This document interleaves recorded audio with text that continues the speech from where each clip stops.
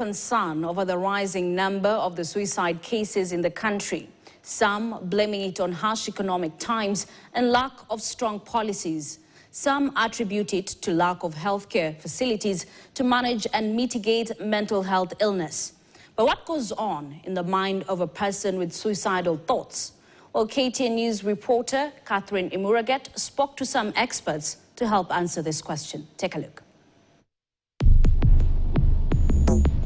A life of a brilliant 44-year-old Charity was cut short after battling with the suicidal thoughts for as young as 14 years old. She continued to experience high bouts of high energy, followed by bouts of depression for over 20 years, until she was diagnosed with bipolar disorder in 2015. She eventually committed suicide on November 6th last year. Over the last 10 years or so, she's been very active, as known in the mental health space, but also in many other spaces.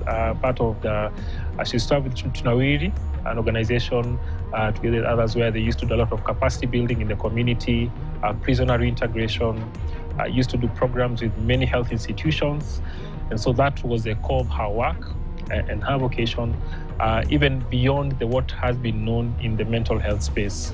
In the NCD space, she did a lot of programs, prisoner integration and reintegrating prisoners into community, but also she also got a specific focus towards the later years to help many prisoners who also had mental health challenges. Charity Nturi became the second petitioner to depone her affidavit on the 31st of January 2022, proposing the decriminalization of attempted suicide. Suicide is shunned by the community at large, and to some extent, religious leaders decline to perform burial rites for such individuals. Through their interactions with the police officers, probation and prison officials, they have expressed challenges in dealing with suicide cases and have a growing concern on the rising cases of suicide in the country. This has necessitated a need to create policies and structures to avoid preventable deaths and effectively support persons struggling with the suicidal tendencies. The High Court in Nairobi on 10th January 2025 decriminalized attempted suicide in Kenya, ruling that the provision in the penal code which criminalizes the act is unconstitutional. The minute the judgment came out, and I shared it to all the peer-to-peer support networks that the Commission supports and keeps updated on issues of mental health advocacy, the whole network responded by saying it is about time. We are finally free. We are able to finally access healthcare services. If you attempt suicide and you end up in a hospital, insurance won't pay for your bills. Mental is recognized as a disability. We are free to seek insurance. We are free to seek health services, and we are free to create awareness, to come out openly and say, don't struggle alone. Felicia Mboru, a lawyer, says mental illness is recognized as a disability and insurance companies refuse to pay for such bills. Therefore, you find this policy does not, this SHA does not even cover outpatient care for people who struggle with these conditions. And therefore, insurance companies use it as a loophole. Yes. To say, we will not cover you, we will not pay you, we will not pay your bills. Yes.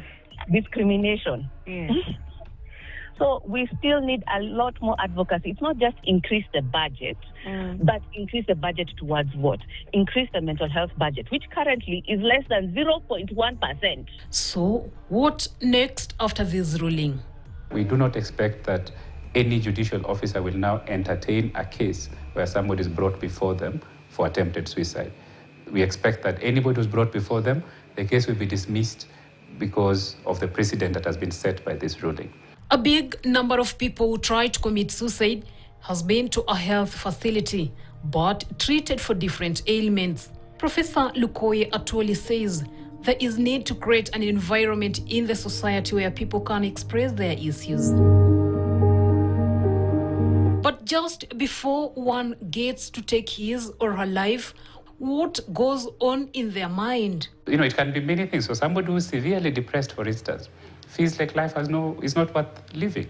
There's no meaning in life, and that they would be better off dead, or that they're a burden to the rest of the world, and so they want to remove themselves because they don't want to be a burden.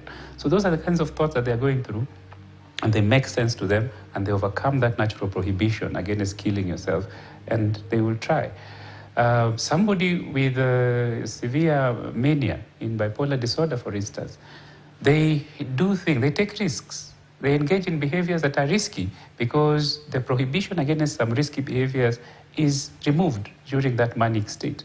And in the process, they could harm themselves or die. Somebody with schizophrenia, they might hear voices actively telling them to kill themselves. Why would one not talk or speak about mental health? So if you talk about it, people would discriminate against you. People will treat you differently because they don't understand what you're experiencing. And secondly, they don't want to talk about it because they think it's a criminal offense. He says there is need to screen people who seek treatment. When somebody is coming in for care, apart from what they say they're coming for, to screen them for some of the other things that can be a lot more harmful if they're not handled. Because it is very common for somebody to walk in and say, I have a headache. Quickly, we send them for a scan. We say, your scan is normal, here is Panadol, go back home. And yet this headache is part of a constellation of symptoms that have to do with mental health, including depression, including anxiety, including somatic symptom disorders, and so on, which can also increase your risk of suicide.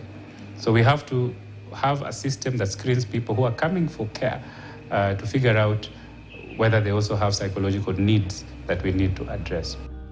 Treating mental illness is not cheap. Thus, the need for serious investments. The money we raise from our taxes needs to be put where it is most useful, and that includes in mental health services in this country. That means public facilities will have a trained mental health worker. They will have psychological services, they will have social services, they will have medications that people with mental ill health need, so that this person doesn't have to pay out of pocket to get those services because we have invested in those services for them.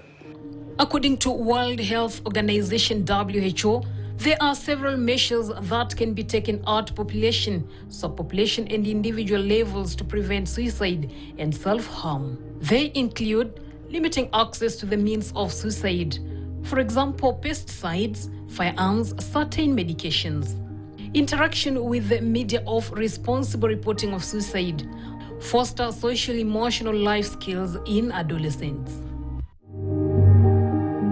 By helping those are challenged, it calls for collaboration from both the community and the government. This may be a reason to keep our loved ones alive and get them the necessary assistance.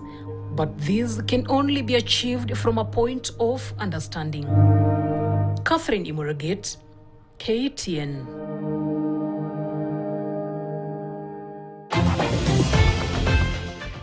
Another break coming up. We tell you what goes on in the mind of a person.